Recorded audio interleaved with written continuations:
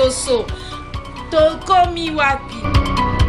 Est-ce que moi si na économie na ye akoki pe kopesa mobali mbongo pour aller kodoter? Alors monsieur Papi, pour être en mesure de faire quel travail dans la vie? Voilà les raisons. Parce que la plupart des gens, ils parlent, mais ils ne savent pas quelles sont les véritables raisons.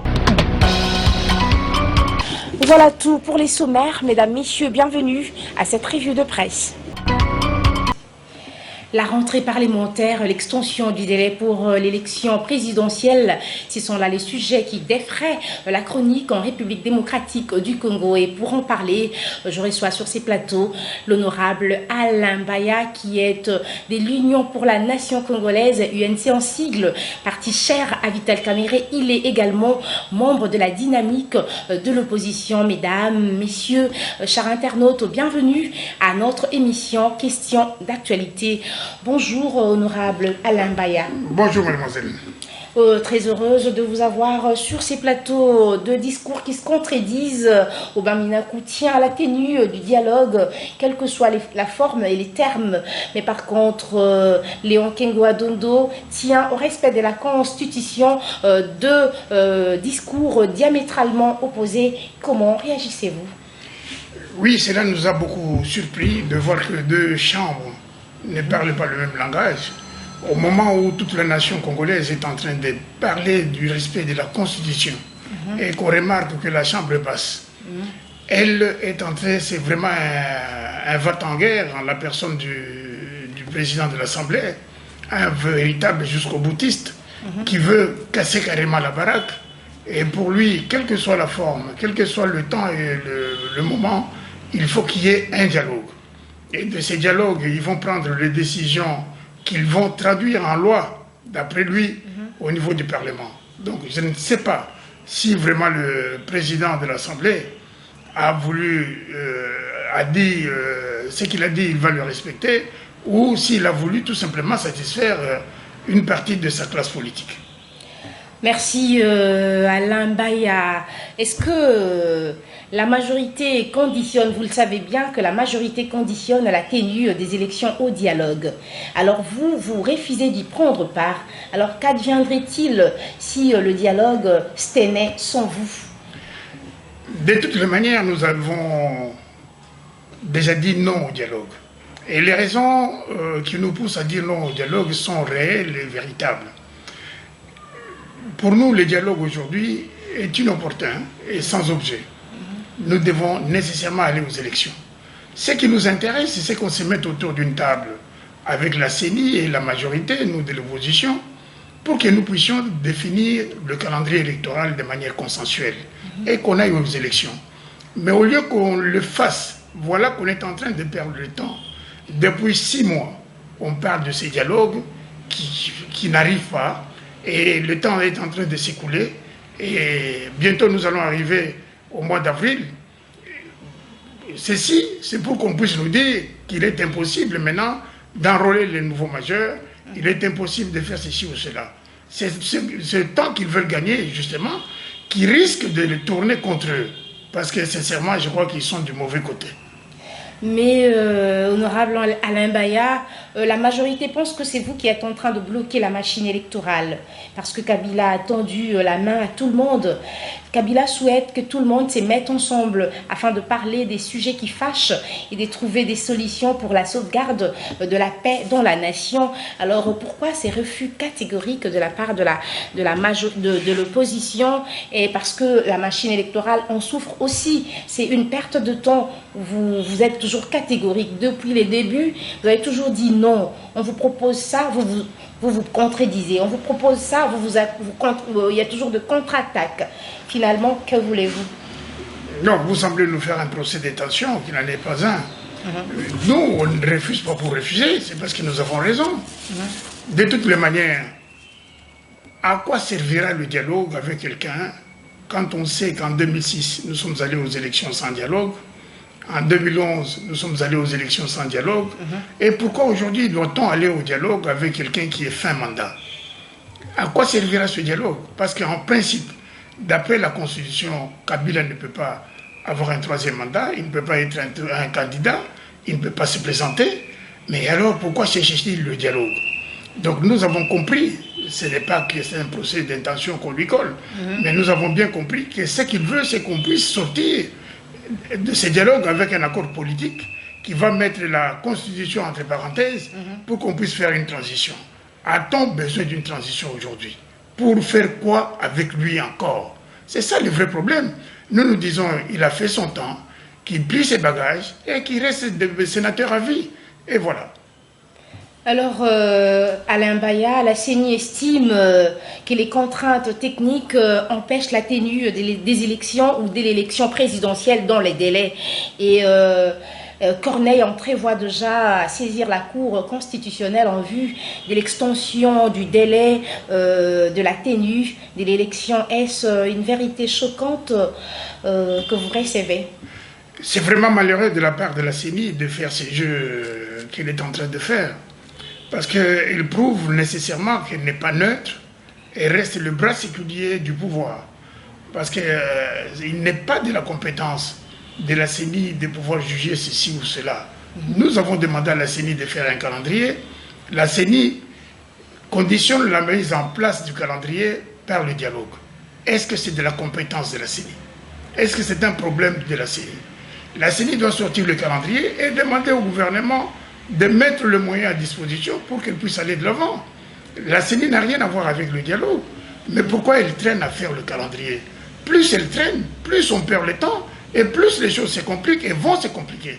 Mais ils croient nous prendre dans le jeu, mais ils ne nous prendront pas dans leur filet. Mais elle n'a pas de moyens, la CENI n'a pas de moyens. Corneille l'a justifié. On se rappelait dimanche, je crois, il y a 2 semaines passées, on était à la CENI. Il l'a dit, lui n'a pas de problème. Il attend recevoir les moyens qu'elle n'a pas, justement. Le problème n'est pas d'abord de moyens. Le problème, c'est de faire le calendrier. La CENI avait fait un premier calendrier. Elle avait le moyen. Elle a fait un deuxième, elle avait les moyens. Mais pourquoi ne pas refaire un 3e calendrier et mettre le gouvernement devant ses responsabilités? En ce moment-là, elle pourra être réponse Pilate en disant « Moi, j'ai fait ce que je devais faire ». Mais ici, la CENI ne veut même pas faire le projet de calendrier. Et aujourd'hui, qu'est-ce qu'il nous reste à faire? Nous ne demandons que l'élection présidentielle. Et l'élection présidentielle, l'enrôlement des nouveaux majeurs. C'est tout ce que nous demandons. Qu'on mette le calendrier en place et qu'on dise ce qu'il faut faire et qu'on s'y mette. Un point, un trait.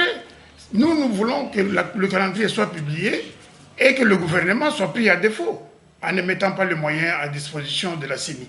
Mais la CENI joue le rôle joue le jeu du gouvernement et aujourd'hui, la CENI veut saisir la Cour constitutionnelle. Vous voyez bien que ce n'est pas son rôle. La CENI relève de l'Assemblée nationale. Et la CENI n'a pas compétence pour saisir la Cour constitutionnelle. Une fois de plus, c'est encore une violation de la Constitution. Et ça, c'est le jeu du gouvernement que la CENI est en train de faire. C'est malheureux pour nous. Et vous pensez que sa requête sera bien reçue au niveau de la Cour? Parce que tout à l'heure, vous avez évoqué que la CENI n'a pas compétence de saisir la Cour constitutionnelle au cas où sa requête trouvait une réponse favorable. Nous invitons la Cour constitutionnelle, pour cette fois-ci que jamais, qu'elle puisse se dépasser. Parce que vous vous souviendrez qu'au mois de septembre 2015, la CENI avait saisi la Cour constitutionnelle pour interprétation en inconstitutionnalité de la mise en place des nouvelles provinces. Et la Cour, tout en sachant très bien qu'elle s'était déclarée déjà incompétente, mais elle a jugé l'affaire sur le fond. Et aujourd'hui, nous demandons à la Cour de pouvoir se ressaisir et de se déclarer tout simplement incompétente parce que la CENI n'a pas qualité pour la saisir. Merci honorable. Environ 8 ans, Jean-Pierre Bemba Kroupi à la CPI en prison. Il a plaidé coupable lors du dernier procès et risquerait, selon les experts, 30 ans de prison ferme ou une prison à perpétuité. En fait, je rappelle qu'il est coupable pour crime contre l'humanité et crime des guerres. Alors, il risquerait 3 ans de prison ferme ou prison à vie. Alors, est-ce la force du destin qui en décide comme ça ou le procès serait politisé?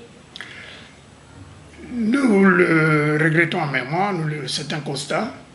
Nous ne pouvons rien faire dans la mesure où c'est la Cour internationale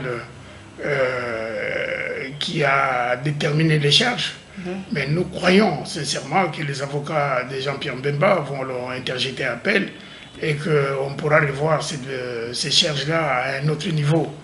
Mais de toutes les manières, nous, acteurs politiques congolais, nous avions lancé déjà un appel à la CPI, à la communauté internationale, de faire aussi un TPI ici, à l'instar du TPI du Rwanda. Parce qu'il y a eu trop de morts dans ce pays ici. On a commis trop de crimes. Pourquoi ne pas juger aussi ces criminels qui sont au Congo? Pourquoi ne pas s'en occuper et on s'occupe seulement des Jean-Pierre Mbemba? En ce moment-là, nous trouvons qu'il y a deux poids, deux mesures. Donc on laisse d'autres criminels voguer à leurs occupations et on s'occupe seulement des Jean-Pierre Mbemba. Nous voulons qu'on ouvre un tribunal international aussi au Congo et qu'on juge tous les crimes qui ont été commis ici depuis 2002-2003. Donc nous croyons qu'on peut le faire. Et pourquoi on s'arrête à ça? C'est Mbemba. Voilà notre problème. Nous regrettons infiniment que la Cour internationale ait retenu toutes ces charges sans pour autant penser qu'Mbemba était parti au secours d'un pouvoir établi en Centrafrique et que ceux-là ne sont pas entendus. Merci. Nous allons lentement et sûrement vers la fin de notre entretien. Alain Baya, le Premier ministre Matata Ponyo, vient de publier un ouvrage qui parle de la stabilité, de la paix.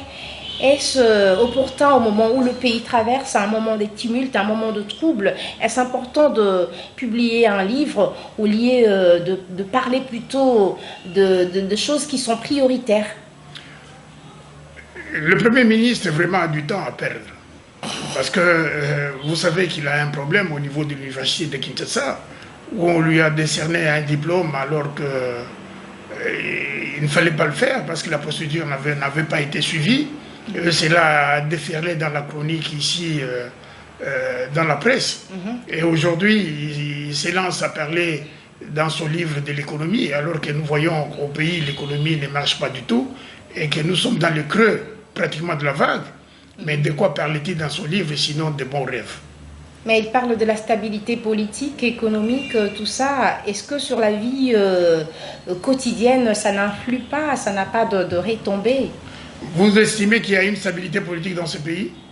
Quand on est en train de traquer les opposants, quand tous les acteurs des droits de l'homme sont mis en prison, et vous trouvez qu'il y a une stabilité politique? Bon, d'après Matata peut-être, mais nous on ne voit pas cette stabilité politique, et nous croyons qu'il fait de ses rêves des réalités. Merci bien, honorable Alain Baya. Un message à l'intention de tous ceux-là qui vont vous suivre à partir de la diaspora éparpillée dans le monde. Je rappelle que nous sommes sur www.congolocolenews.com, www.congolocolenews.net. Honorable Baya, un message pour la diaspora pour conclure pour notre entrevue d'aujourd'hui. Oui, le message que je peux lancer à nos frères de la diaspora, c'est d'avoir encore confiance et espoir et de soutenir le combat que nous menons ici à l'intérieur. Nous avons besoin de leur assistance, même morale, parce que le combat, nous devons le mener jusqu'au bout pour qu'il y ait au 19 décembre 2016 une alternance dans ce pays. Merci bien. Une dernière question qui me vient à l'esprit, honorable. Pouvez-vous nous dire aujourd'hui si il n'y aura pas élection dans les délais comme le souhaite la majorité en place?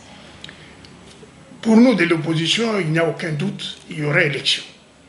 Nous irons aux élections, sans M. Kabila bien sûr, parce qu'il ne sera pas candidat, mais ils vont donner un autre candidat de la majorité et nous irons aux élections. Il n'y aura pas un chemin pour la transition peut-être sans Kabila, ça arrangerait les choses aussi? Il n'y aura pas de transition, nous irons aux élections, il y aura un président élu. Et donc, chers internautes de congolocolenews.net, c'est par cette phrase de Alain Baya, nous irons aux élections, il n'y aura pas de transition, il n'y aura pas de troisième mandat pour Joseph Kabila, que nous mettons complètement un terme à notre entretien d'aujourd'hui. Et je rappelle que je recevais sur ce plateau de questions d'actualité Alain Baya, cadre de l'Union pour la Nation congolaise, parti cher à Vital Kamerhe. Le plaisir était pour moi de vous recevoir. Je pense que bientôt, nous serions encore ensemble. Merci, merci mademoiselle, je suis content de vous avoir reçu. Moi également, le plaisir est partagé. Okay. Merci à la prise de vue assurée par la perle de congolocolenews.net, Mimi Sabi.